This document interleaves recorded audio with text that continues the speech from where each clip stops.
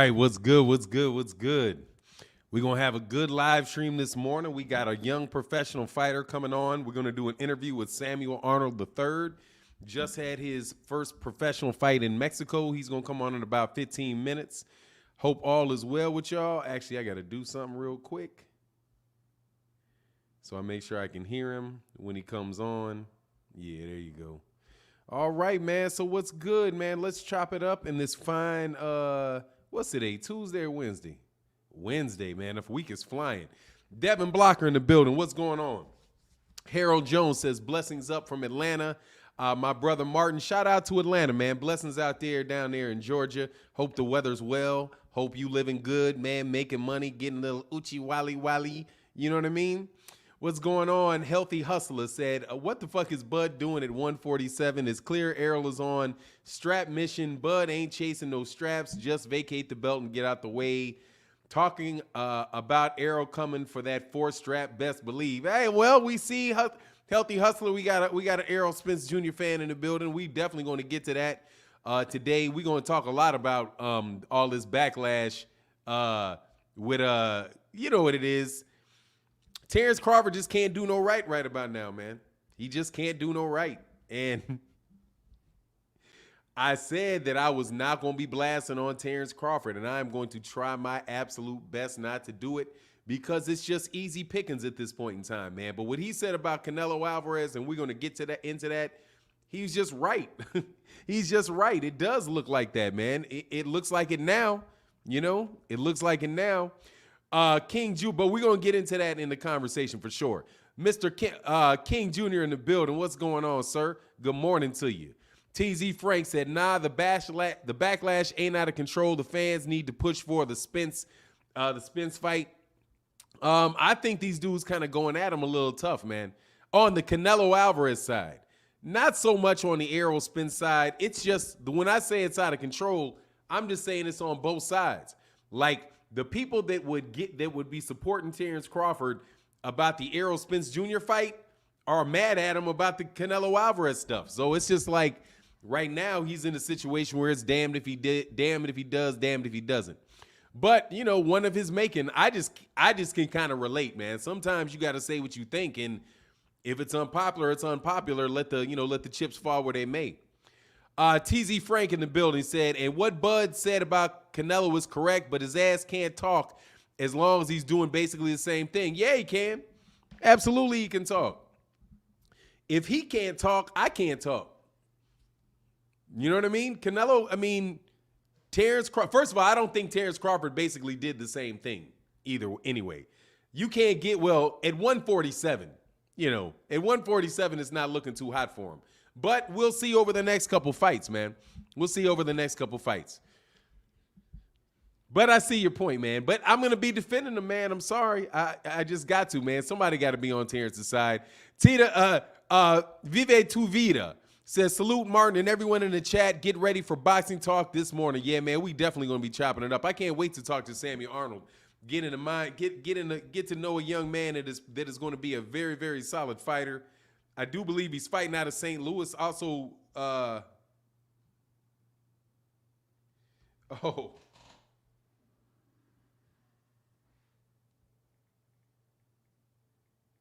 on one second.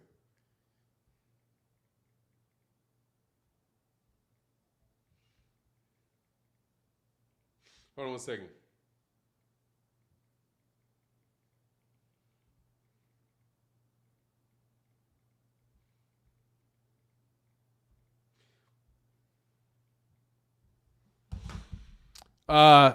What's going on? Cleveland Brown in the building. What's going on, man? Sean Dennis in the building said, good morning, Martin. Blessings up from 216. Keep your foot on their necks. Where's 216, man? Sean Dennis, let me know where 216 is, man. Oh, man, we got somebody supporting the Instagram, supporting the channel. Thank you so much.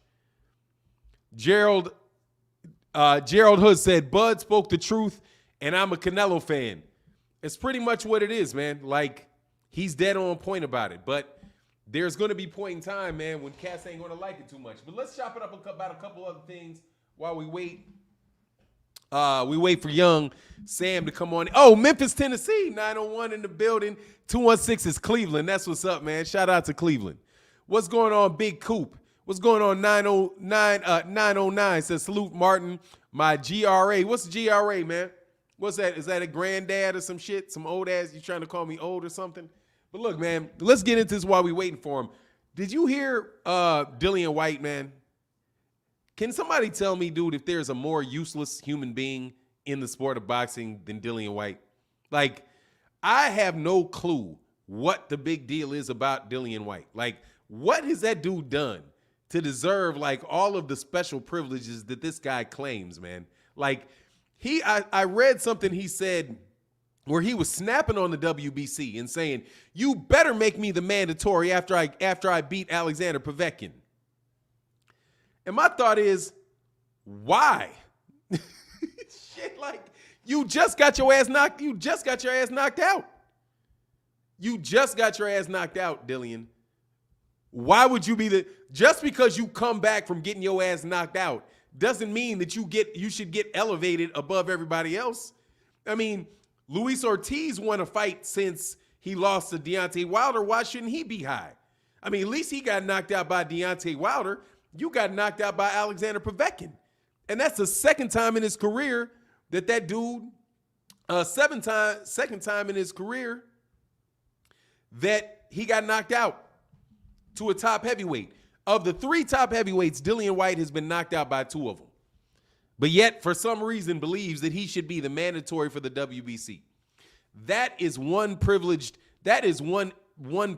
individual, man. I don't get it. St. Louis in the building. What's going on, man?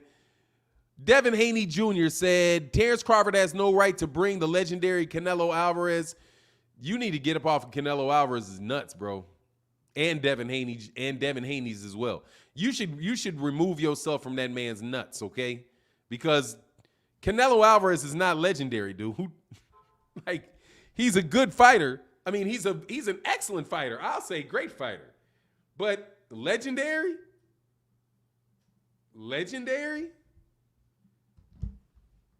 Don't you? I mean, you're going to put him up there with, like, Henry Armstrong and Jack Johnson and guys like that?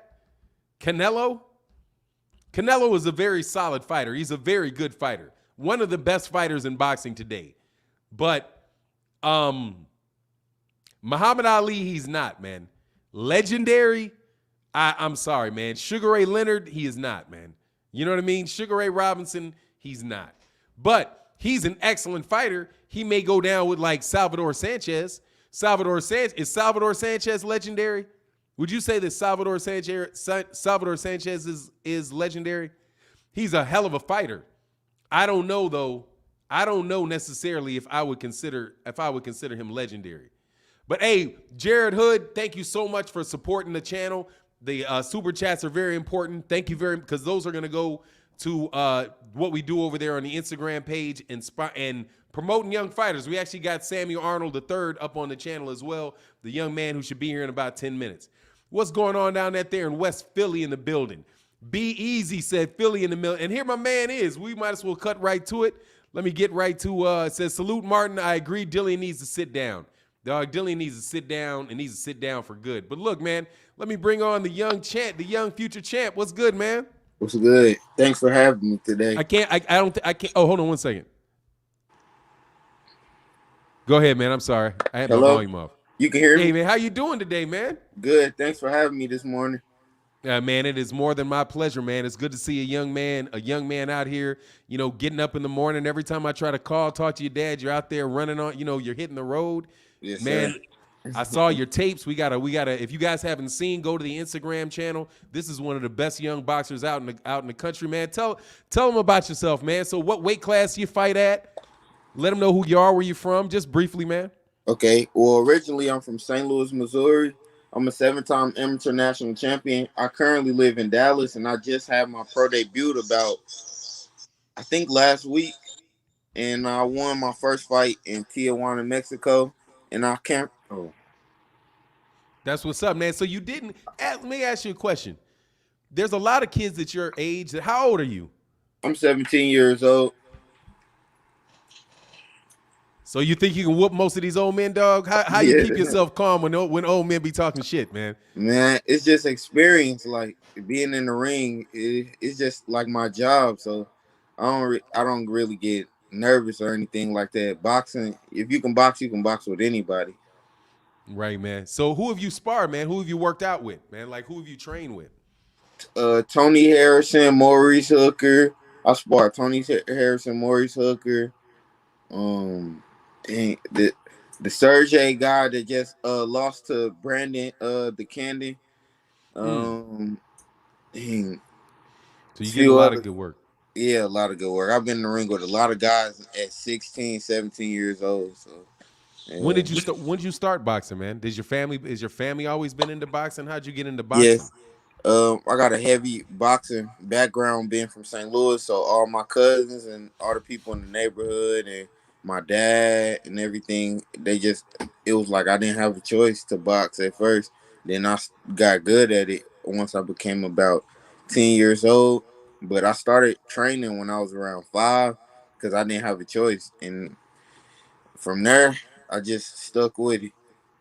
That's what's up, man. Now, were you ever the type of kid like you a naturally aggressive kid? Were you Yes, ever really getting into fights? Like, tell me some schoolyard fights, some schoolyard stories, man, about your fights, man.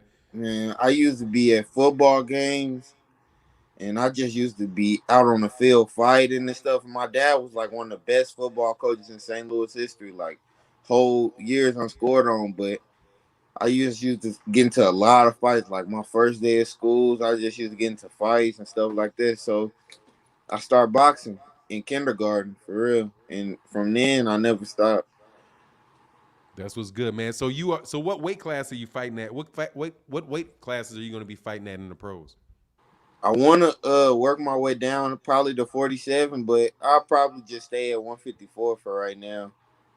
But you kind of tall, aren't you? Yes, sir. How tall are you? I think I'm in between like 6'2" or 6'3". Oh, but 6'3", two, and you say you could think you could be at around 154. You think 147 is too small? I'll fight at 154 now, but I think I might be able to go back to 147. I'm just getting back used to cutting weight because of quarantine, so well, I probably can get there. Okay. Well, what do you think? What describe yourself as a fighter, man? Like what fighters? If people are gonna look at you and think kind of where you're gonna go, like what fighters would you pattern yourself off after? Like who do you really see yourself, developing into? The type of fighter. I know you got your own special style, but what are your thoughts on that, man? Who would you compare yourself to? Well, like one of my best punches is like my Roy. I got a Roy Jones style hook. Probably like Tommy Hitman Hearns. I'm like tall and rangy, but I'm like a boxer puncher too, and I'm a switch hitter at times. So like I can fight a whole fight southpaw if I wanted to. So I easily. So I like Demetrius Andrade too. Got a few moves from him. I like the Charlo brothers. Probably got similar. Like at times I could fight like the big one because of my size and stuff like that, Hey and I got a Jamal. strong jab. Yes, sir. So you're saying like you stay behind your jab with a big right hand. Yes, sir. But I mix it up too because I can fight like a smaller fighter too, and I can fight southpaw also. Okay. Who like so you had your first professional fight. What did you feel when you went into the ring as a professional, man? Was it a big shock from going from an amateur to being a professional? Yes, sir. I actually fought a tough guy too. I didn't fight like a cab driver. I fought a tough guy. He was like one of the best amateurs from Mexico. And he was heavily ducked, and he only had one loss, I think. And it was crazy. I couldn't believe I was in there. That's why I just couldn't process it. Like, but in my fight, I arrived to the place around 6 p.m. in the afternoon, and I didn't fight till about 12 at night. So I'm not used to that coming from the Mm. amateur. So it was something I had to get used to. The locker room flooded. It was just a lot of chaos going on, but I had to just go in there, stay focused, and go in there and execute. I knocked the guy out in the third round, but They did give him a count. They just let him get up, and I just won a 4 round unanimous decision. You said they didn't give him a count. No sir. Like I hit him with a body shot, and they just let him stay on the ground and take a break, and then they let him get up because he held yeah he held like I hit him low, but it wasn't. But you think you got him out of there, and he faked it, and they just let him kind of coast through, so you got the 4 round decision. Yes sir. Yeah. When do you think you're gonna fight next, big guy? I fight next May 1st in St. Louis, Missouri. So we already selling a lot of tickets and getting the house packed. So it's gonna be a great opportunity. I'm gonna be the main event, I believe. Yeah, I believe so. Oh man, that's what's up, man. That's good. So you getting your little change, and you getting a little change in your pocket. But I know I talked to your dad, and your dad said that he thought that the most important thing for you was your development, right? Yes, He sir. wanted, because you're 17, and he felt like, you know, that you're not going to have the size, necessarily the strength, even though you have the skill of a man that's 23, man. Yes, sir. How many fights do you see yourself fighting before you consider yourself to be in contention? Do you think it's going to be like 20 fights? What's the plan that they have for you? Like, as much as you know. Um, I think after probably 10 fights, I think it's not necessarily like the amount of fights. I think it's probably gonna be the amount of rounds that I do in the ring. Or it just depends on the opponent. But once I get used to actually being a pro and having pro camps and sparring real good pros that I had, like I've been doing, and being in the ring with actually no headgear, no shirt, then I'll be ready to fight anybody. No, that's what's up, man. So, do you have any other brothers and sisters that are training? What camp? I mean, what like group of young fighters you coming from? Well, it's a group of young fighters of us we call New Money Camp from St. Louis, Missouri, Baton Rouge, Louisiana, Dallas, Texas, all over the map. I got a cousin. I got a few cousins who box, and my brother, his name Keon Arnold. He was actually ranked #1 in the nation, also as an amateur boxer, but he no longer boxer right now. Okay, he's an older brother. He's a younger brother. Oh, okay. How old is he? Maybe he'll come back, man, eventually. Yeah, he 15. He said if everything don't go how it's supposed to go with football and his clothing line and stuff, he gonna come back and become a pro boxer.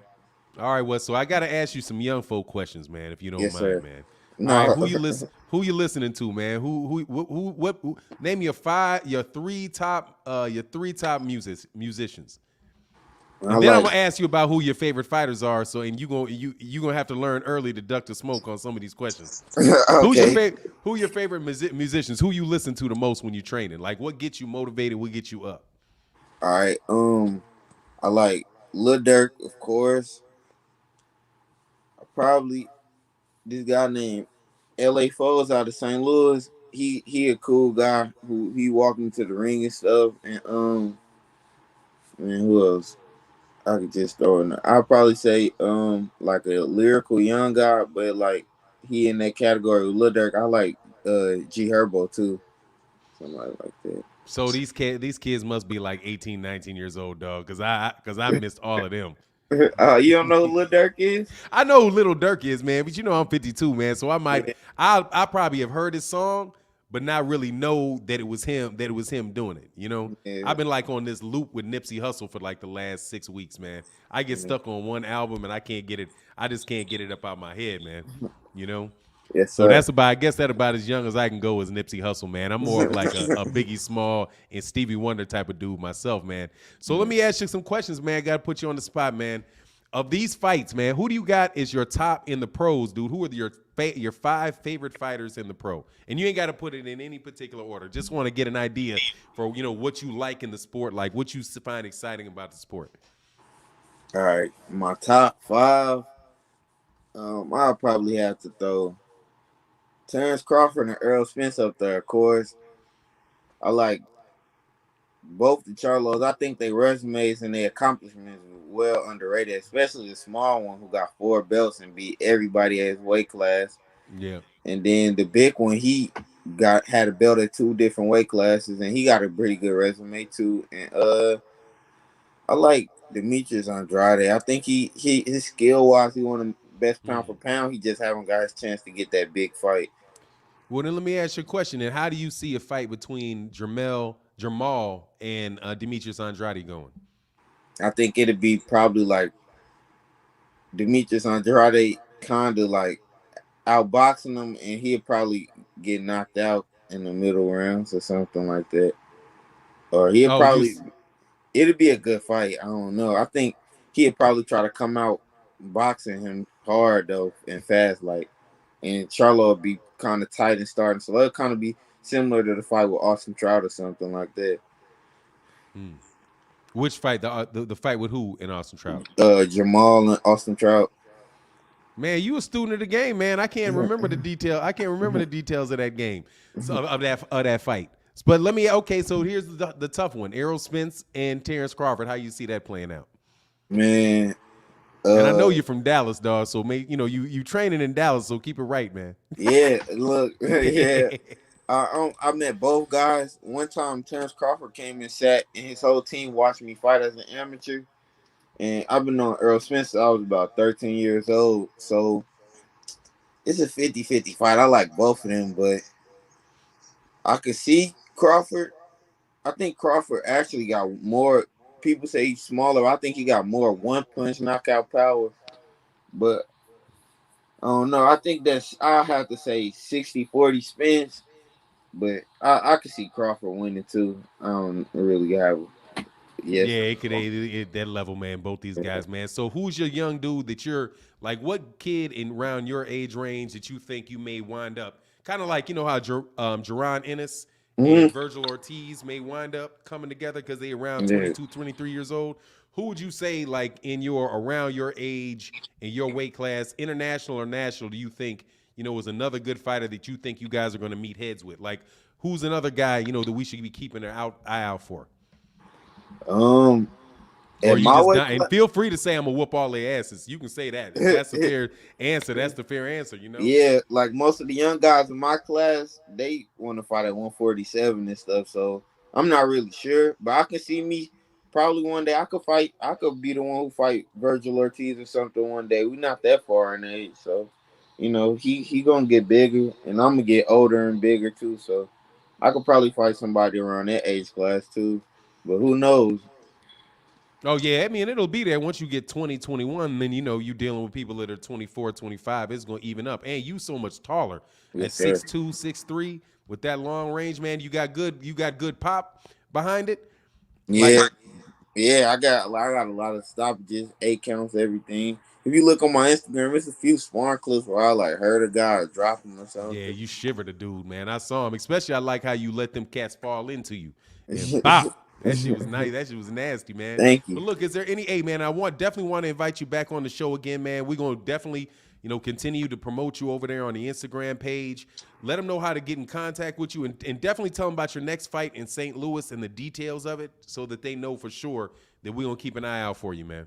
Okay, my next fight is May 1st in St. Louis, Missouri. It's actually the place is in St. Charles, Missouri, but the link to the tickets are in my bio. And if you need more information, the number that's on the flyer on New Money Camp post or the number that's on the flyer in the bio, just contact that number.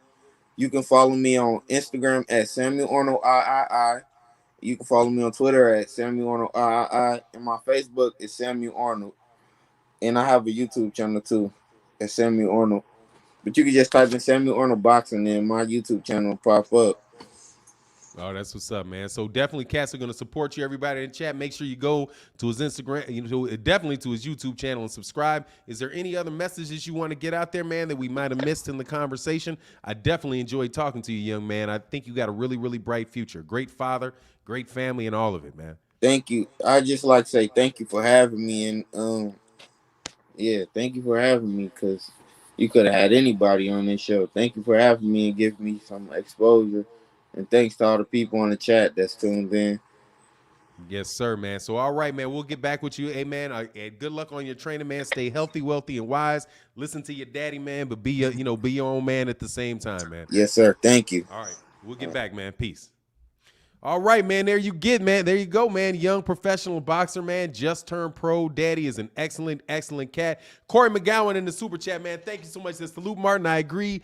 Dillian needs to sit down. Yeah, man. The dude is just straight obnoxious. Let me try to get down to the end, down to the end of it. Yeah, man. He's a really good kid, man. Said keep pushing, young dude. Exactly, man. They're doing what he's supposed to do, man. Aaron Cobb says salute Fannon. I like your show, brother. Thank you very much, man. We're trying to do it. We're going to get more interviews on with young fighters on. It's early in the morning, so that's something that I like about kids, because I know if somebody's up and is working, you can see that young man prepared for the interview, knew what he was talking about. Just you got to love it, man. Definitely want to continue to, man, Sherman Callahan, what's going on, man? Yeah, so anyway, man, definitely a very good kid. Go check him out over on my Instagram page, because we got a highlight reel of him. Definitely a very, very, very, very talented young fighter, man. Ancestral Rage said, great, clean interview. Thank you very much, man. I appreciate that, man. We're going to start doing more of these. We got some other cats coming on the channel. We're going to have other people and do this on a regular basis. But let's get into the subject matter of the video, man. And that is Terence Crawford, dude. Terence Crawford, man, is definitely my guy, and I'm going to defend him no matter what, because there's absolutely no way he is going to get out of this unless he just has people that are just absolutely with him, man, because that dude he really does say what he thinks, man, and that is something that is, that should definitely be applauded, man. And I hope we can get back there. Said, hey, Sky Gray said, we need more like you, Martin. Big up. Thank you, man. I appreciate that. Michael James said, that kid pays attention to detail. Absolutely, he does. Pays and has a good memory and has a good love for the sport. He actually reminds me of the interview that I heard. There's an interview up for Jaron Ennis that is on, it was on the PBC. Jaron Ennis did an interview yesterday. It was a very, very good interview. Just a very, very nice kid whose story sounds a lot like Samuel's story did. A kid whose father's an athlete, their fathers are trainers. They get them into the sport of boxing at an early age. They know the discipline of the sport of boxing. They have a love for the sport of boxing and become tremendously talented at it. I think it might have been fight hype, but it was a really good interview, man. And Jaron, and he's similar to Samuel in the fact that, he's very hard to incite to saying something, that he may not want to say, right? So, in the interview with, give me one sip of water, man. Yeah, Jaron Ennis's interview with, what's the guy's name? I keep forgetting his name, but it's the PBC guy, but they probably did put it up on Fight Hype. Marcus Villegas, not Marcus Villegas. Marcus Villegas is the guy from Fight Hub. Anyway, I'm forgetting his name, but a good guy, man. Kind of used to talk with his eye kind of twitched over like this, and he tried to get Jaron Ennis to say who he thought was going to win the Errol Spence Terence Crawford fight. Who he wanted to fight, who he wanted to get next. Get on this deal next. Not Brian. No, Marcos. Yeah, it's a Mexican dude. Rampage Jackson. It's the Mexican dude, not Brian Custer. Martin Ennis is signed. Martin Ennis is signed with the PVC. The only person that I know that he's signed with is, I believe he signed with Cameron Duncan as a promoter. I don't know about any. Yeah, Ray Flores. Thank you very much. Yeah, it's Ray Flores. Yeah, I don't know anything about whether or not he has a deal with Al Heyman and a deal with the PBC. I know that he's fighting on Showtime, and Showtime is the network that's investing in him. He seems like, he would be he definitely seems to be a candidate to be fighting on PBC cards. In the last couple cards, though, I saw him fight. He fought on the undercard. He was on the undercard for Clarissa Shields. I don't know is Clarissa Shields PBC? She fights on PBC cards, so must be, Boots say undisputed 147, 154, and 160. Yeah, and he can do it. Nah. Duncan is the promoter now.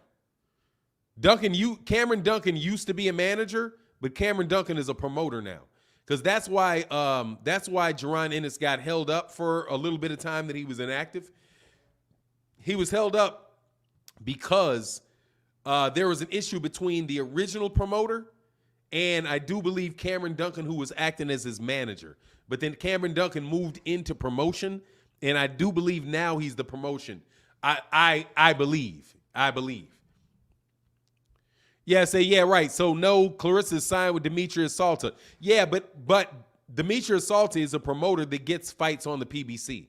So the PBC is not a promotional outfit. It is it's the network that airs the fights. But at least that's my understanding. Now, YSM Sports Media, if I'm wrong, please correct me. Just go check the record on that. So, I don't even, but that is, what is PBC then? Do you know what I mean?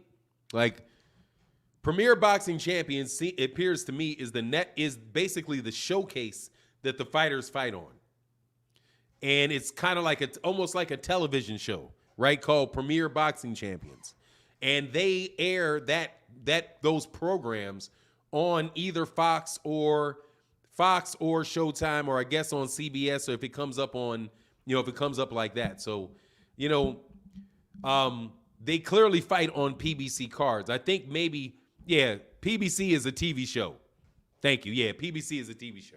That's the best way. Thank you. That's a very, very succinct way of explaining it. Thank you very much. Boxing US PR said, Captain Martin, good morning. Here to get that boxing talk fixed. Yes, sir. We're chopping it up, man. I like this, though, man. Thank you very much, YSM. Said PBC is a TV show. Right, so they'll fight on the PBC. So they'll fight on the TV show. Great way to explain that, man. Great way to explain that. So anyway, hit me with some questions, man. And we'll just talk about things as they come up. I think there was a question up here.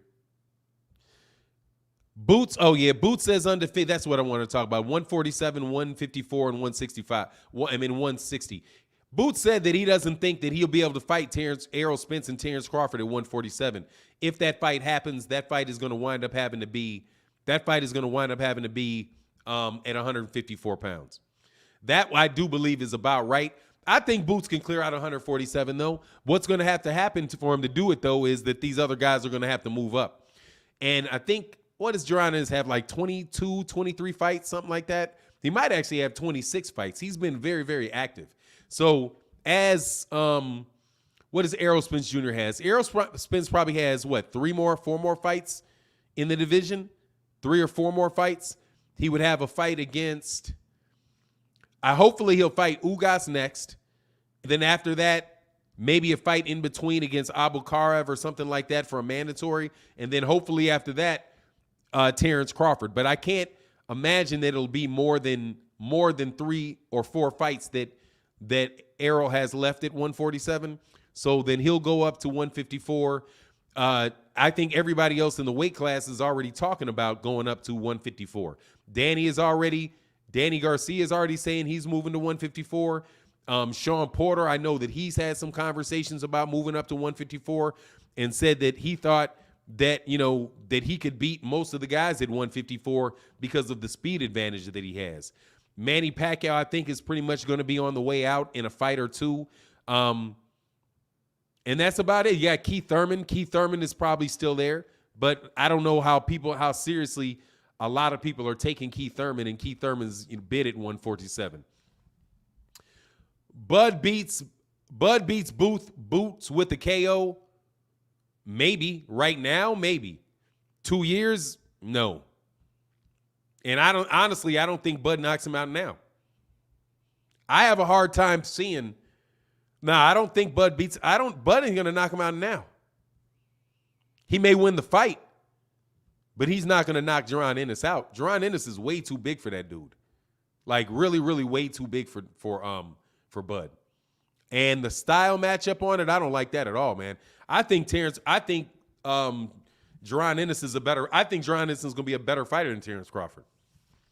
The way that he fights, the way all of the switching that they do, Jaron Ennis, we need to see how Boots' chin is. Yeah, but that's the truth. Yeah, we definitely have to see how tough his chin is. But from what I see of his size, his speed, his power, like his athleticism, number one, I think that's a lot for Terence Crawford to deal with, man. what is that? What's Boots like 5'10"? It's like 5'10". He started off at one. I think he might even have started off at 154 and then came back and then fought at 147. But regardless, he's going to comfortably be able to get up into middleweight. He's going to go from 147 to 154 to 160. And in his interview, he said that he thinks that he can even get up as high as 168. If Boots Ennis can get as high as 168, Bud is going to top out at Bud is topping out at 147, quite honestly. I just think he's way too big for him. And honestly, man, I think he's a better fighter, man. I think he's a better fighter. I think he's a tighter fighter. I like his defense. I like his defense better. I just, and I know that I don't mean to put too much pressure on Jaron Ennis because, like somebody just said, you can look at it and say, there may be something and he's missing, right? Or something else could happen. Maybe he loses concentration, he loses focus, right? YSM Sports Media said 5'11", his father was a middleweight, brothers were middleweights and super middleweights. Yeah, that's just a big dude, man. You know what I'm saying? That's a big dude for Bud to be fighting. And if you listen to what Sean Porter said about him, Sean Porter was like, no, I'm not fighting him. I mean, his reaction when Sean Porter was asked on the Porter Way podcast about Jaron Ennis, his answer was just flat out no. No way, not doing it, not fighting him. That was his whole take on the matter, man. No way, no how, I'm not fighting him. How in the world can you not think that this guy is a threat? If Sean Porter was like, no, I'm not doing that, it's going to be the responsibility of the younger fighters to get on that and to beat that guy like that. I'm not going to be the one doing it. You're not throwing me out there with that. You're not throwing me out there with that young animal. You let that young animal go fight some other young animals and not me, Good is who is good. Good is very good at making adjustments. He's very ring smart. I'm not sure what that is. What you mean by that? Dead Game Boxing said, I am #1 Bud fan and I'm saying stay away from Boots. That's a pass the torch fight. Yeah, oh, you meant to say Bud. Cool. Yeah, that is one. That's nah. Now, I do think that the fight with Errol Spence and he will probably happen at like 154. But then again, what is Bud? I mean, what is Errol? Isn't Errol like 30? Errol might be close to 30, and Jaron Ennis is like 23. So it just kind of depends on how long Terence Errol Spence Jr. wants to continue to fight. But I'm going to tell you, I think that's a very good fight. Like at any stage, I think that's a good fight between Errol and Jaron Ennis. And I think Jaron Ennis would have a lot of difficulties with Errol. That's just Errol's style for me. Errol's style for me is just so tough. Yeah, he's 31. Thank you very much, Charles Young. It's just so much pressure with it. It's just so much pressure. So much pressure that he brings, and he just doesn't really make a lot of mistakes. He's always in your chest, and he's always pushing forward. Benjamin Newsome, age is just a number, but wear and tear is real than a motherfucker, dude. Age is just, I love this point. Absolutely great point. Age is just a number. Age is just a number, but wear and tear is no joke. Wear and tear is no joke. And a lot of these guys have been fighting for a very, very long time. Look at Vasily Lomachenko, man. Vasily Lomachenko's wear and tear on his body is significant. And I think he's the same age as Bud. You know what I mean?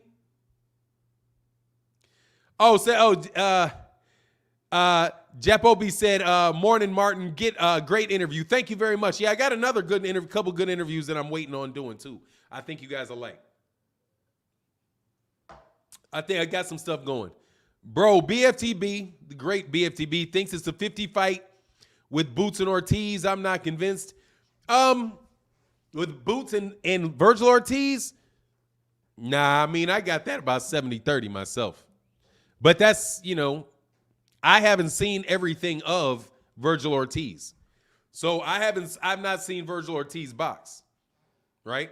I mean, I've seen several of his fights. And I may be a little bit prejudiced because I like the style.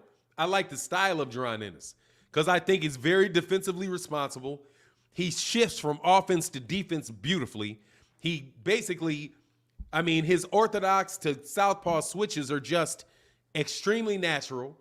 What he said, if what he said is true, that he's literally the same fighter fighting southpaw as orthodox, man, that's just a lot of trouble, man. I think Jaron Ennis is a natural, man. And I think he's just a blessed fighter. And I've not seen a lot of fighters that I thought were better than Jaron Ennis at that stage of his career in a while. But that's, like I said, that's my preference, and I enjoy seeing Jaron Ennis fight. So it could just be that I have a preference for the way that he fights. And Virgil Ortiz seems to me to be like 100 miles, like 100 miles an hour at you, I was watching, shout out to Scrapbook Boxing, dude. I try to watch Scrapbook Boxing every day. He had a fight that was on yesterday that he put up there yesterday, and it was related to it was Roberto Duran. It was a Roberto Duran lightweight fight. And so I got to watch, was watching Roberto Duran. And Roberto Duran was a very aggressive fighter. Man, got dog, he was fast as a lightweight. Like, I didn't appreciate how fast Roberto Duran was. Roberto Duran came over a jab with a straight right, came over the top of the jab like a lightning bolt, But just looking at like Roberto Duran at that stage, and I think that might have been before the Ken Buchanan fight. I'm not sure if he was the titleist at the time. But no, he must have been the titleist at the time. But looking at the development of a young lightweight, Roberto Duran, and then I look at Virgil Ortiz, I'm like, that is a big difference, dude, in the way that those guys, in the aggression of those guys. You know what I mean? Like, Roberto Duran's defense is very, very good, dude. Like I spent I watched it a couple times, and I started watching how, like, the defense to offense of Roberto Duran, and how Roberto Duran's like hip mobility, dog. It's like it's whop, whop, whop, like just boom. He's just out of there with it. You know what I mean? And he doesn't have to back up. Like, he didn't have to back up to get out of range. He would just dip down to the side and slip and come up, similar to a lot of the ways that you see Gervonta Davis doing it, right? So, yeah, I know Duran is from Panama. I understand where he's from, dude. What I'm saying is I'm looking at a young, aggressive Roberto Duran, and I'm looking at a young, aggressive Virgil Ortiz. Where they're from is not important for me. What I'm saying is that looking at the development of a young Roberto Duran and looking at what Virgil Ortiz does, if Virgil Ortiz can incorporate a lot of Roberto Duran, especially his defense on the inside, because, dude, he's not just there behind the high guard having people punch off of his arms, dog. He is dipping up out of the way, coming over the top with haymakers, man, and is really brutalizing dudes, man. Like, the hands of stone is like, geez, how the punches he's throwing, he's dipping down to his waist and snapping back up with a right hook. You know what I'm saying? Like, that's where I'm saying, like, I look at Virgil Ortiz and I'm like, there's a lot more that he can do to take advantage and be a better fighter, right? Technically speaking, like, in the versatility of what I see. When I see Kamal Oz, much love in that super chat. He said, I had my issue with Bud, but he's spot on with his assessment of Canelo Alvaroid. Not only does he duck good black fighters, but elite level talent. Yeah, I agree with that, dude. Oh, thanks, Rampage Jackson. I appreciate that. I got you on the correction. Thank you very much. What's going on, Stephen Taylor? I'm chilling, man. Just talking this boxing, having a wonderful time doing it, man. Loving doing it. Love these conversations. Yeah, but what I was saying was, what's going on, the Jab Jamboree in the building? Joe Mack in the building. What's going on? Luciano Dana said, Bud has the worst resume ever for a number one. No way. No way. No way. First of all, dude, Terence Crawford does not have a bad resume. I wish people would stop saying that, man. Terence Crawford does not have a poor resume. And Terence Crawford's resume is better than Vasily Lomachenko's. So what do you mean? You know what I'm saying? Like, Vasily Lomachenko was just number one pound for pound, and Terence Crawford has a better resume than Vasily Lomachenko. Vasily Lomachenko lost to Orlando Salido. The best win of Vasily Lomachenko's career was a majority decision against Gary Russell Jr. That's Vasily Lomachenko. He was number one pound for pound, man. His resume is, hey, dude, I don't have a problem with his resume up until 147. And quite honestly, it can be fixed in 2 fights. Terence Crawford is a Sean Porter and Errol Spence Jr. fight away from nobody saying anything bad about his resume. The problem with his resume right now is at 147. Hey, just relax. Thank you, man. That means a lot. Thank you so much. Said best boxing page on YouTube. Much respect. I'm working to become that. Thank you very much. Bud said Bud is underrated. Yeah, look, how can I say this, man? Besides, to the max. No doubt right there. No doubt. No doubt. Prolific one. He has a best resume at 147. But really, Pacquiao having a better resume to him.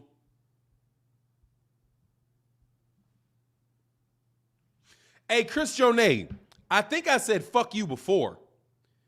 Back when you was trolling around before. Okay? You're the same dude from Baton Rouge, dog. I ain't forgot who you are, man.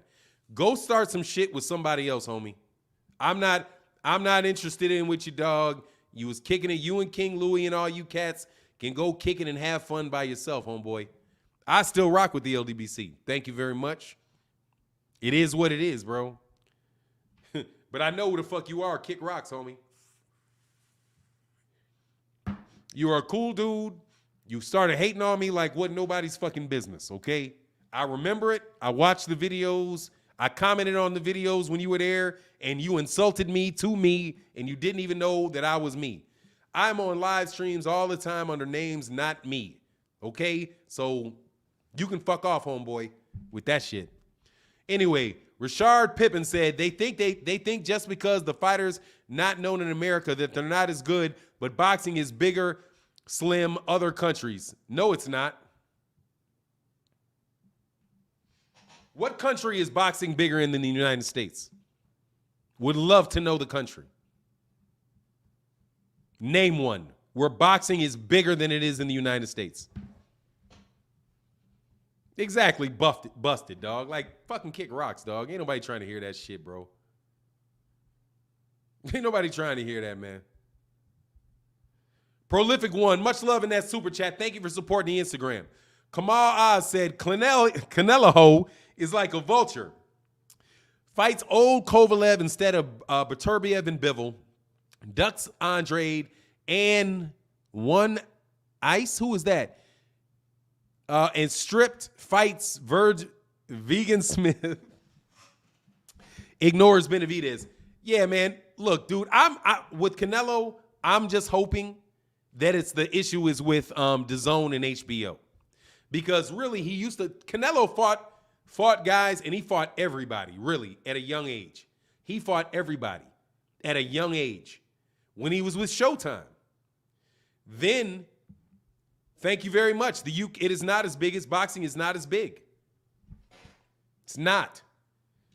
There's much more money in boxing comes through the United States than comes through Great Britain.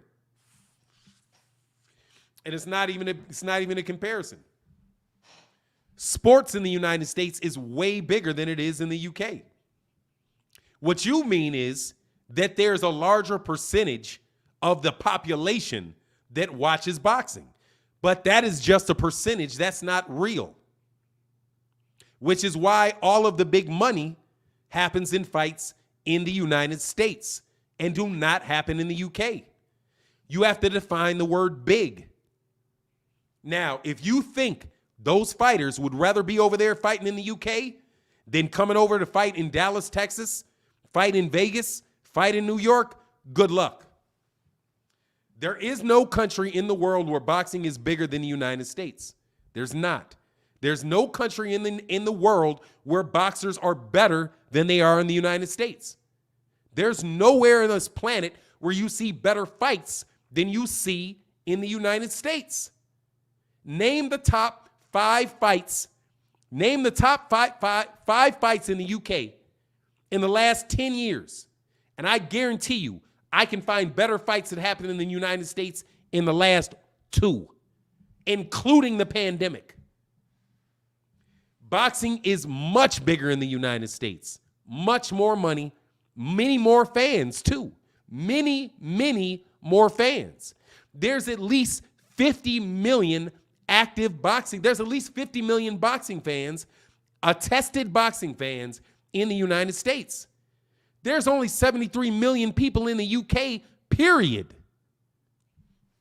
So no, that is a misnomer, my friend. That is a misnomer. Next time, super chat so I can do that. I appreciate you, though.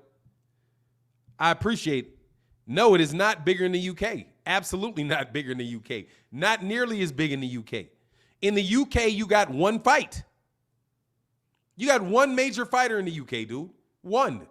You got Anthony Joshua Tyson Fury fight. That's it. What other big fights are there? Anthony Joshua versus Dillian White already did it. Who? Josh Taylor's there. Who's Josh Taylor fighting in the UK? That's a big fight. Josh Taylor is coming to Vegas. I do believe going to either LA or Vegas to fight Jose Ramirez. Jose Ramirez isn't the biggest fighter. It isn't the biggest fighter in the United States. Then why is Jose Ramirez and Josh Taylor fighting in the United States? Because they want to sell to Mexican fans in the United States. Right? The 2 biggest active demographics in boxing, period, are Black Americans and Mexicans. And somebody tell me if you can find fights, huge fights that are made not involving them, including Manny Pacquiao. What major Manny Pacquiao fight has taken place that has not included either a Mexican or a black guy? None. Okay? None. Miguel Cotto. Who have you seen Miguel Cotto fight? There was a huge fight as a Puerto Rican that was not either a black fighter or a Mexican fighter. I guess maybe you can consider Sergio Martinez. No, but Cotto was the draw. The biggest drawing fights in history all include black fighters or Mexican fighters, but by and large, black fighters, all the way to the beginning of the sport with Tom Cribb and Tom Mellenwall in the 1700s, all the way to the beginning of the 19th century with Jack Johnson and Joe Gans. Those were big fights. The first big fight, huge fight in the United States, unless you consider maybe it was Gentleman Jim Corbett and John L. Sullivan, but I do believe it was Tommy Burns and Jack Johnson. And then Jack Johnson, Stanley Ketchel, Jack Johnson, Jess Willard, the one that he lost. But those were all the really big fights. And that's when they came up with the Great White Hope, right? And those Great White Hopes became very, very big fights. Cooney is an American, Irish American that has a very big fight. Who did he fight? He fought Larry Holmes, right? Who did Mike Tyson fight? Mike Tyson was almost exclusively in his big ones fighting black fighters. Same thing for Evander Holyfield. Same thing for Oscar De La Hoya. But Oscar De La Hoya is the Mexican, and there's the black Puerto Rican in Felix Trinidad. You guys in the UK do not have that lineage of fights. You do not, okay? The biggest heavyweight fight in the UK, I believe, before Anthony Joshua Vladimir Klitschko, was probably Muhammad Ali versus whatever the guy, not Bob Foster. What's the other guy? I always mix up Bob Foster and the European and the British heavyweight champion that managed to knock down Ali, that he wound up fighting twice. Somebody can give me that name, man.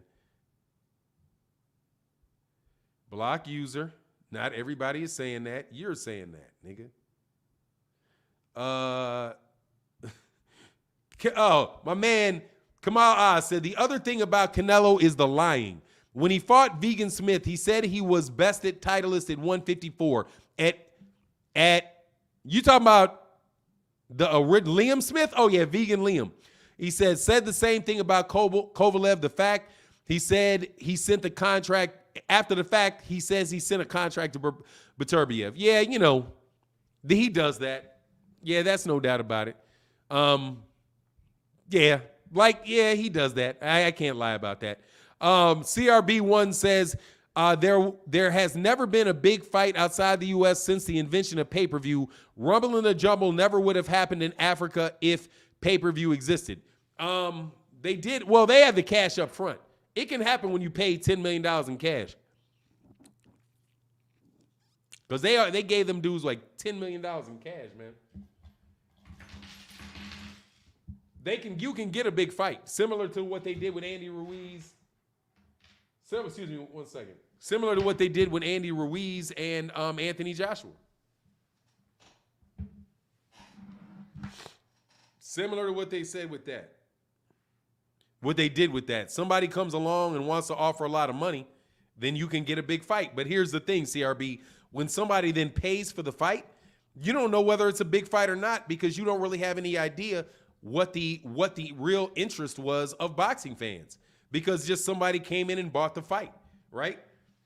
Which is the problem with people saying that Canelo Alvarez is the biggest name in boxing right now. Because we just don't know if he is or if he's not. If I have to, I know, I'm not even going to say I suspect. I know if Canelo Alvarez tried to have a pay-per-view fight with Callum Smith or with Callum Smith, man, that pay-per-view is going to do 250,000, 300,000 pay-per-views tops, right? Billy Joe Saunders is a 300, 350,000 pay-per-view fight. So is Daniel Jacobs maybe a 700,000, maybe a 600,000 pay-per-view fight at the most. Canelo Alvarez is not fighting the type of competition that he would need to fight to have big numbers on pay-per-view. The big pay-per-view fights is Jamal Charlo, because that's where the interest is in the United States. Canelo right now is not even really fighting people that are of any interest to American fight fans. Like, who is he trying to appeal to by fighting Billy Joe Saunders, Yaldemir, and what's the other guy he fought before that? Callum Smith. Those are all European fighters. Clearly what DAZN is doing is that they're having Canelo Alvarez fight guys that are European to appeal to a European audience because DAZN opened up in the UK. So I guess DAZN feels like if we're gonna air Canelo Alvarez fights in the UK, then we need to have him fighting UK fighters. And that's what they're doing. You can see, and whenever you watch like old Box Nation, like I used to love watching Box Nation, like getting streams of Box Nation. That was really good fights with really good announcers. But with the old Box Nation fights, dude, you rarely ever see, and I can't ever really recall seeing in the UK a major fight taking place in the UK and it not involving a UK fighter. So, you know, there's just a lot of smoke and mirrors going on around. There's a lot of smoke and mirror stuff going on around Canelo, and definitely like what his popularity is. Because Henry Cooper, thank you very much. I always mess up Henry Cooper. Thank you. I always twist Henry Cooper and Bob Foster. It's the ER at the end of it. It's Henry and Bob Cooper Foster. Henry Cooper. I'll get that through that. CRB1 said, look up the top 25 highest grossing pay-per-view fights of all time. They all took place in the U.S. AJ Vlad didn't even make the list. So I agree with you. Yeah, it wouldn't make the list because they sold 1 million pay-per-views at $25 a pop. Right? Or what do they say? 1.6? And that's just what they said. We don't know we don't know if those numbers are real or not, quite honestly. Right? Because you get from the UK, you get, what is that? The Barb, right? You get the numbers come from Barb, but they don't actually give you the real pay-per-view numbers that come out. J Max said, and CRB1, thank you for so much for supporting the super chat. And what we're doing over there on the Instagram. Although Canelo did just pre-sell 20 tickets for that fight against Billy Joe Saunders, what does that mean? That means nothing. Pre-selling 20,000 tickets, that's what this means. Somebody just took them off the market and then are going to sell them to special interest groups. That 20,000 could be people, and probably are people coming over from the UK. Probably. But we'll see if he gets the 55,000 that Errol Spence Jr. got in the same stadium. But that pre-sale record, that's like what they said. When was the last time that they pulled that pre-sale stuff? It was with the Anthony Joshua. It was Anthony Joshua versus Andy Ruiz, when they said that they broke Michael Jackson's record at Madison Square Garden for pre-sale tickets. That pre-sale ticket record just means that this is a matchroom boxing event. And they're looking for a way to make it seem like this is such an exciting fight. Dude, don't nobody really give a fuck about Billy Joe Saunders, and Billy Joe Saunders. I'm not saying they don't care. I care about the fight. I want to see the fight, right? But, because I think it might be a good fight. Juan Vaughn said, Gary kept it 100. He said it, but no one seems to listen. He exposed all the bluffing Bill was doing. Plus, Gary and Bob both said Bill paperwork was flawed. Oh, you're talking about that scenario? Yeah, man, it's the boy that cried wolf at this point. Like, a wolf could come along, but it doesn't really matter because people are going to be like, I don't know. Because it's, once shame on you. Once shame on them, twice shame on you. So I think what you're referring to is the situation where Bill Haney, I'll say Devin Haney.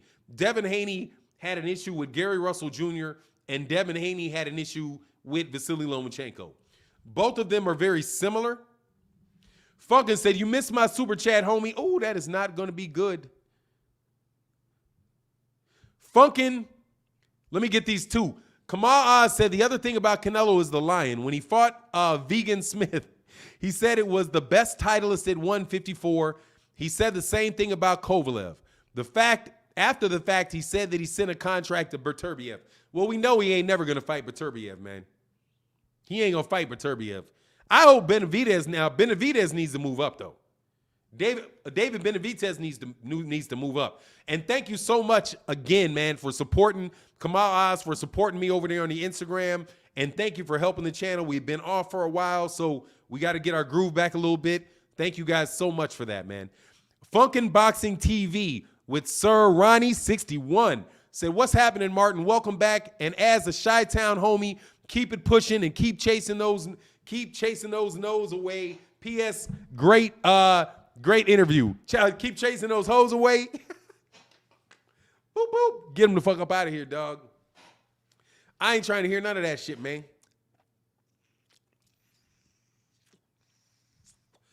Not trying to hear none of that dumb shit. And Jean Vaughn hey, man, rest in peace to King Vaughn. Was it King Vaughn? I like that kid, man. Two more. It's another super chat. CRB. I got that. Thank you so much for the support, CRB1. And then, okay, Vaughn, we got back to that. I want to get to that, but first, let me go to the super chat. Judah Israel, dude, thank you so much for supporting the channel. And also, hit the like button. Definitely hit the like button. I never ask people to hit the like button, but please hit the like button. SS Chicago, what's going on? Chi-Town in the building, man. Frank Dallas, Texas, I should expose his special guest. Expose him for what? You're going to expose a 17-year-old kid that just turned pro? What are you going to expose what are you going to expose a little kid for, man? Like, I'll be very interested. Expose him. He's 17. Dog, there's literally nothing other than like murdering a whole school full of kids that kid cannot overcome at 17 years old, man. Okay? He's 17 years old. His future is bright, bright, bright, bright, bright, bright, bright, bright, bright. Okay? Bright. I've seen the tape of the kid, and I don't know if you're talking to him for sure, but I know that his future is bright. He's got a really good family looking out for him. I like the kid a lot, man. I like the kid a lot. And support him 100 miles an hour. Juan Vaughn said, and much love and big time in that super chat, he said, see if you can get DeMarcus Ballard on your show. Would love to see him on your show, boss. Keep up that good work. Yeah, how do I do this? Demetrius Ballard?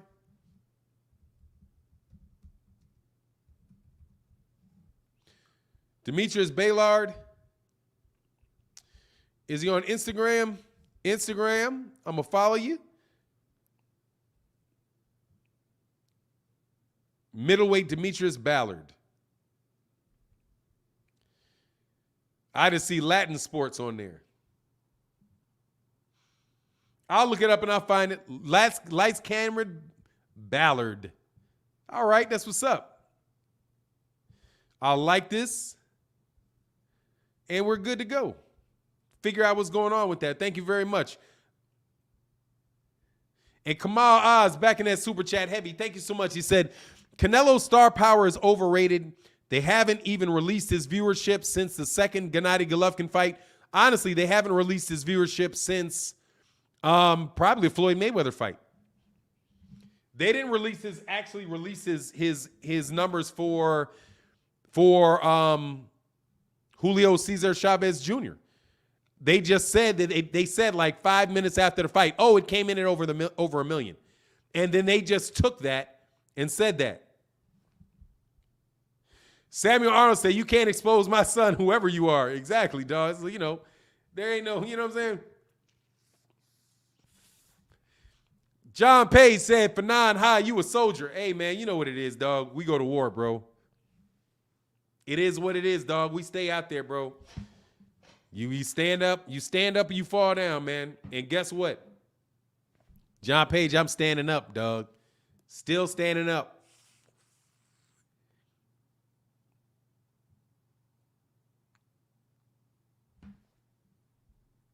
Hey, Fred, you know me, man. You call me crazy stuff in my DMs. Don't start me. Hey, dog, you got to go. Fred the Boxer, you got to go. Put you on timeout. If you do that again over here, bro, got to go. Okay? Got to go. Just did you for 5 minutes, though, Fred the Boxer, just to calm that conversation down. We don't need that, dog. We don't need that. Samuel Arnold III is a young man that is dedicated his life to boxing. He's got a father that is dedicating his life and his time to training his son and a bunch of other young men. If y'all get into fights back and forth about what the fuck is going on other than that, dog, y'all just need to do that in your DMs, man. You know what I mean? But I support Samuel Arnold over here, man. And all these young boxers, you know what I mean? Oh, y'all going at it. All right, so what he said, I have nothing to say about Canelo. His fans show up. What else can we say? Yeah, they do. No doubt about it, dog. No doubt he does. But look, I don't want to get into all of that stuff. I support that dude. He a fan, Fannon, and he admired my son, but he never met him. Yeah, that's what it is, man. There's going to be a lot of that stuff comes around, man.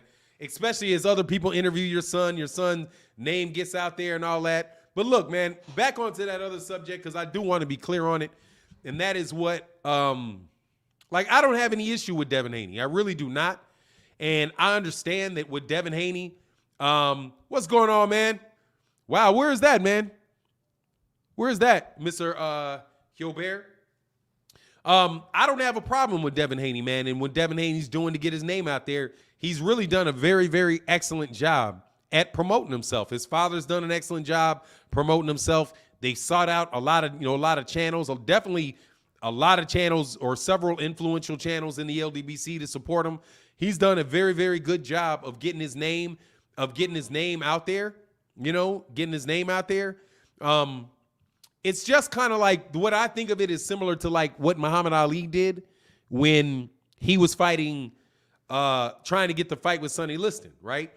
And he did a lot of stuff where he was like, chasing him, calling him a big ugly bear, going in front of his house, following him around with a bus, doing all kind of stuff, right? And he got the fight and he won the fight. But then you'll notice after he became a champion, what kind of camera do I use? This one comes with my, it's a panoramic camera, but it's installed on my laptop.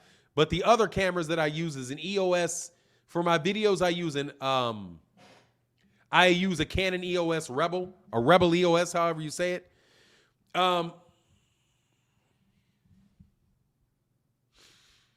Do you think Devin Haney could have promoted himself better absent DAZN? No.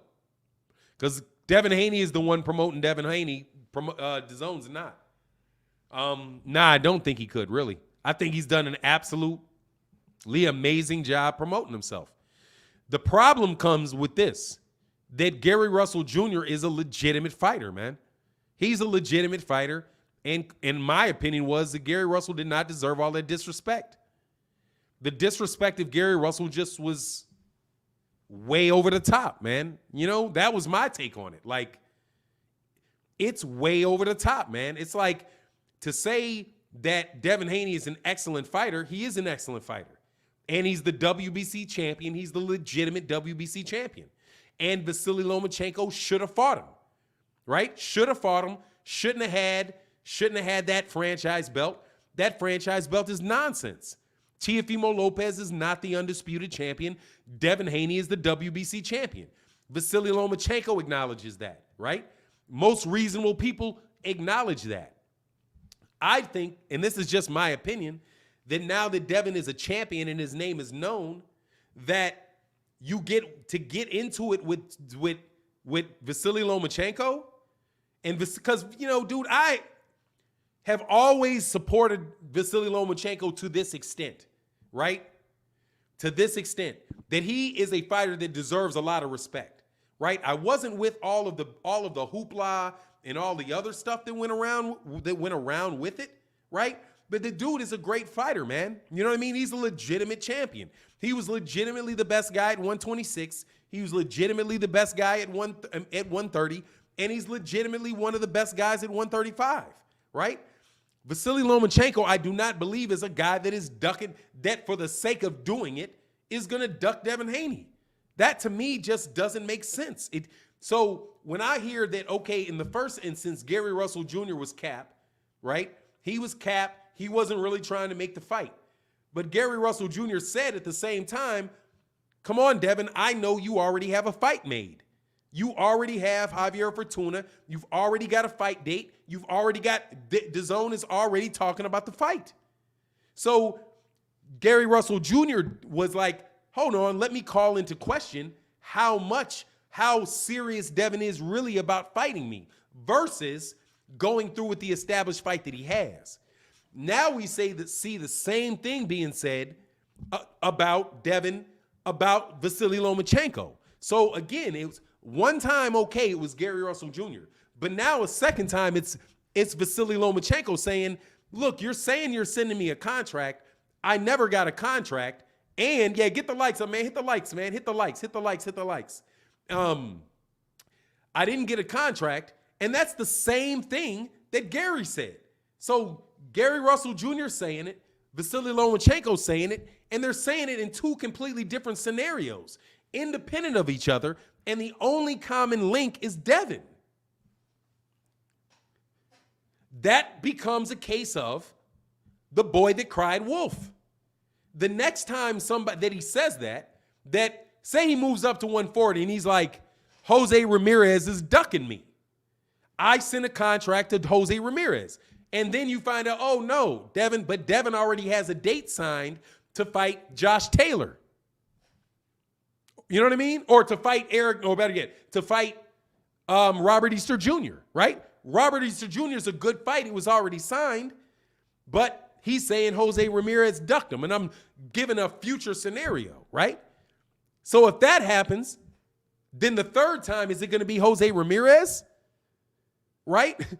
Or do you go back and you say, oh, well, maybe there was something to it when Gary said it, and maybe there was something to it when Vasily Lomachenko said it. You know what I mean? But it is a result of Devin's attempt to promote himself in a way that we all know works. Because clearly it works because his name is constantly being used and he's constantly being talked about. So, Devin is doing what Devin needs to do from Devin's position. And that is just what it is. If Devin was, much love in that super chat, Juan Vaughn said, if Devin was to drop the zone, he would be in the same boat as Russell. He would only get mandatory fights. It could happen. It could definitely happen. But I don't know because of his relationship with Floyd Mayweather. I believe that a good bit of the problem that Gary Russell Jr. has is the problem that he has because he's not fully on board with maybe either Al Heyman or fully on board with Mayweather. Definitely that's the reason why he's not going to get a Gervonta Davis fight, right? Or a Shakur Stevenson fight, right? Because these guys ain't about to feed them young boys to Gary Russell. And people can say what they want to say about how often Gary Russell Jr. fights, dude. Gary Russell can fight his ass off, man. That dude is no joke. Brother Coda, man, much love. Thank you so much for supporting Noop, for supporting the channel, supporting the Instagram. Brother Coda said, always supporting the Noops. Crawford is absolutely right about Canelo. Yeah, he's just dead on. He's just dead center about that, man. Like, he's can't miss right about in that scenario. And Brian James in that super chat, man, thank you for supporting, man. Thank you for helping me get the channel back in the green. Definitely thank you, man. You guys have been supporting something heavy, and I really do appreciate it, man. He said he can't even get his mandatories to fight him. Who is that? Devin Haney? I don't know. Isn't Linares his mandatory? I thought he had the Linares and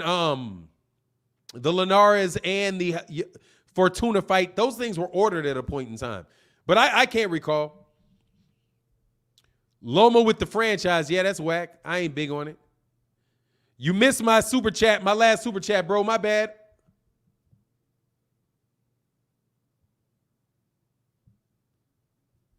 I am definitely getting to it, bro. Kamal Oz, much love in that super chat. He said Hearns is doing nothing for Andrade and Haney. Yeah, they're not doing anything for him. So I don't, except for what is being forced. You know what I mean? Except for what is being forced. Franchise belt equals duck belt. Yeah, you just need to get rid of that. So, okay, cool. I don't think. Okay, Juan Vaughn said no. Russell said he sent paperwork out without his promoter on it. Bob said he won't take a contract without DAZN on it. So, look, Juan, I remember most of that stuff. The thing that struck me, the only thing, and I'm telling you, I simplify shit, man. The thing that was the only issue that I cared about relative to Gary Russell and Devin Haney is that when I saw the term sheet, there was a signature on it. It was a binding agreement. It wasn't a term sheet. That's not, because I was the one that introduced the idea of sending a term sheet. Right? Because I said, look, you can agree in principle to certain things. Just get a term sheet. Agree in principle to the one thing that's important, the money, the network, whatever it is, but you get the things that are important on a term sheet. And the term sheet is non-binding. After you have that, then you negotiate all the details in your formal agreement, right? I was literally the one that introduced the idea of a term sheet into the conversation. After that, a bunch of people started talking back and forth about term sheets. I just stopped talking about it because I looked at it and I was like, that's not a term sheet. That is a fully executable agreement with details missing. That's what it was. And I'm telling you that as an attorney. That was not a term sheet that they sent. It was a binding agreement. It had, if I recall correctly, it had penalties as to what would happen if he did not fulfill his side of the agreement. But there were a lot of things in that were non-committal and that they didn't know about. So, it wasn't something that, dude, I mean, I'm telling you, I have a law firm that I deal with that reviews my contracts, my personal contracts for me. If I sent that to Chico, there's no way in the world Chico would let me sign that shit. He'd be like, no, fuck out of here, no. And he would go and what's this, and what's that? So that was the scenario that stood out to me. Again, that is not me saying that Devin Haney was ducking Gary Russell Jr., right? It's just me pointing out that there's an issue with that piece of paper. Now, Bob Arum is saying he's not going to sign a contract without DAZN's name on it. Why would he say that? Because DAZN is the one that is going to be paying the money. So he's not going to bind himself to anything unless he knows that the people that are paying the money are going to are actually on board. And that was also what Gary Russell Jr. said about the agreement. Trust me, the whole conversation about those contracts, after the initial conversation took place, I went to Twitter and I was like, most of this stuff has got to happen behind closed doors. Most of it has to happen. I'm going to put it this way. It doesn't have to happen behind closed doors. It can very much happen on the internet.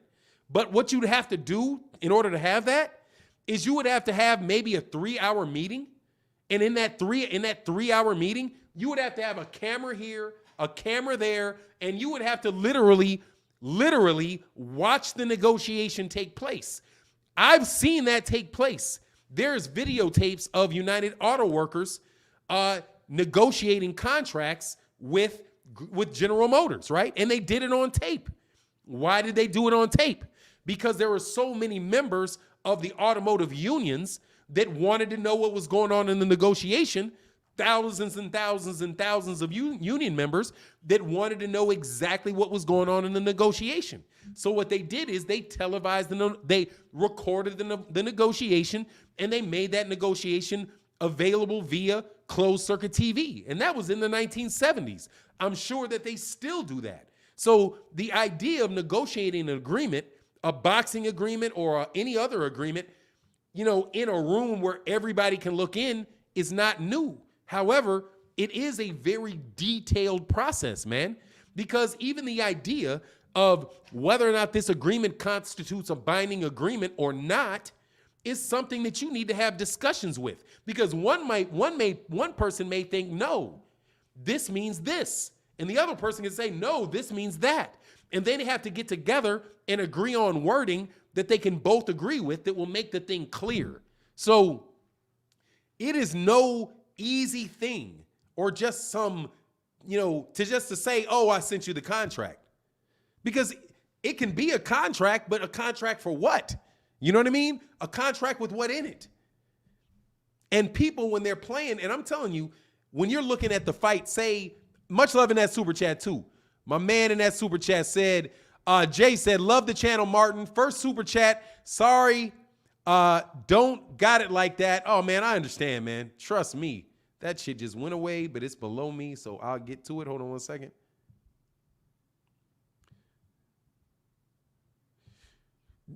Jay said, love the channel, Martin. First super chat, sorry, I don't got it like that, but I'll support as I can. Keep cooking. Hey, man, I appreciate you supporting like that. Man, a ton. To support, subscribe to the Instagram and watch the videos. If you don't have the money to support, and I really do appreciate super chats more than you can imagine. I'm not even going to be like these cats saying, oh, you're begging for super chats. Okay, it is what it is. That's what makes the channel cook. So thank you very much, Jay. I will not forget that you did. Great way to support the channel is watch the videos and just let the ads play when you watch the videos, because we put out videos every day. And absolutely said, don't forget to hit that like, because it will force the algorithm to share this video. Thanks. Yes, please get the likes up, get the likes way up. I don't really ask a lot about that. St. Cruz said Loma is not fighting Haney. I wouldn't know. I wouldn't know. I probably think that the best thing for Lomachenko is to go down and probably go down to 130 and fight Oscar Valdez. If he could if Lomachenko can campaign, at 130, that might not be a bad thing for him to do. That's 130 if Lomachenko moves down there becomes hotter than 137. I mean, than 135 immediately. Because you have at 130, if Lomachenko moves down, you have Gervonta Davis, Vasily Lomachenko, Oscar Valdez, and Shakur Stevenson all at the same weight class. You still have Jermell Herring. You have Jermell Herring there. You've got Carl Frampton there. I can't wait to when that fight happens, because I think that's for the WBO belt between Carl Frampton and Jamal and Herring. Jamal Herring. Can't wait for that fight, man. What do you think about Andy Ruiz versus Luis Ortiz? I would love to see that fight. Love to see it, and I would love to see it right after Andy Ruiz versus Chris Arreola. I think that's a great fight. I would give the advantage to Luis Ortiz, but Andy Ruiz has got very, very fast hands. The size difference is not tremendous between the two of those guys. Both of them are highly skilled fighters. I would say that, the age factor is nullified because you got to worry about the conditioning factor on Andy Ruiz. But I favor Luis Ortiz in that fight. But, people are really trying to age him out, man. I need Valdez to fight Shakur. Yeah, that'd be a great fight.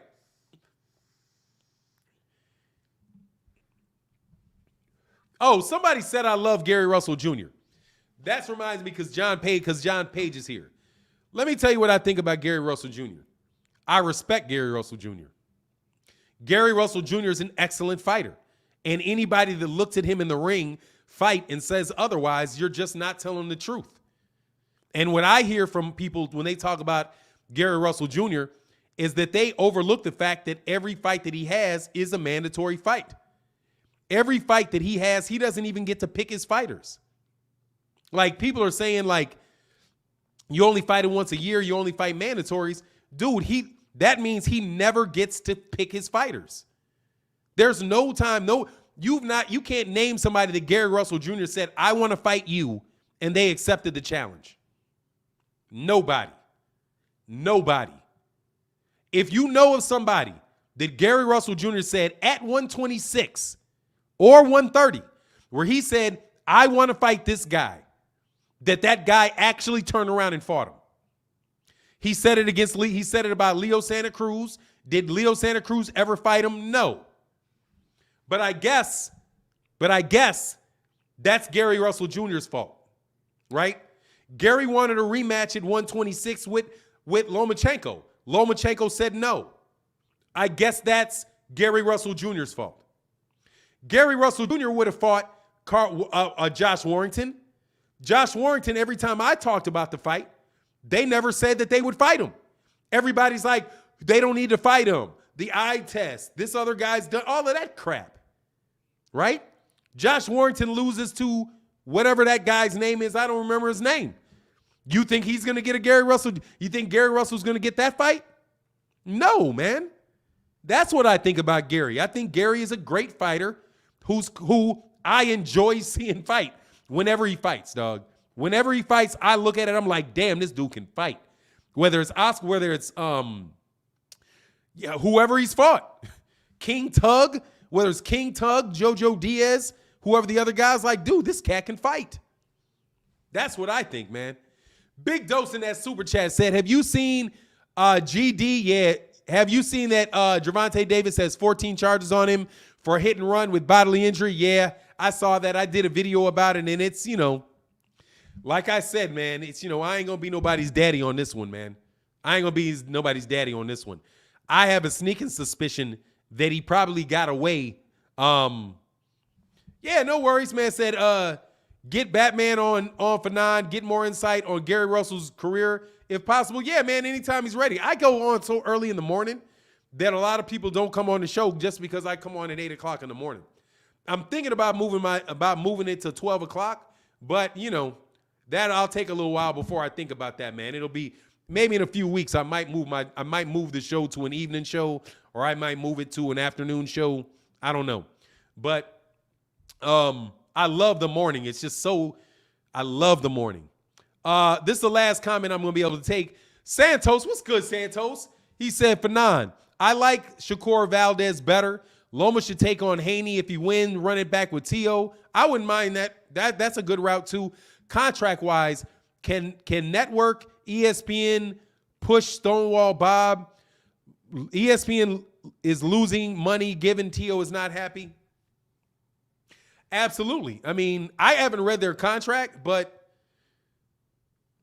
I'm sure that they have certain minimum obligations that they have to make with Top Rank, and they can live up to those minimum obligations, and then they can let the contract roll out. And they can have problems with any fight that he wants to make and turn down fights and make all kind of problems difficult for Bob Arum. I would say that most likely what he's able to do is he's able to pencil. ESPN could pencil whip the shit out of him. Let me put it that way. But anyway, Funky Town TV with Sir Ron 61 said, that's why I love your show, because you break it down, man. Thank you very much. Yeah, he said a lot fresher in the morning. Yeah, I'm just going to run in the morning. I like the 8 a.m. But anyway, much love in the chat. Oh, Tunnel Vision said no, this time works. Well, that's it. It's 8 a.m. I'm not moving it. That's when it is. Anyway, much love to everybody in the chat, everybody in the super chat. Hey, 78 Sports TV is going to be on next. Please go over and enjoy his channel and check out anybody else who comes on later on in the afternoon. With that, I'm out. Peace.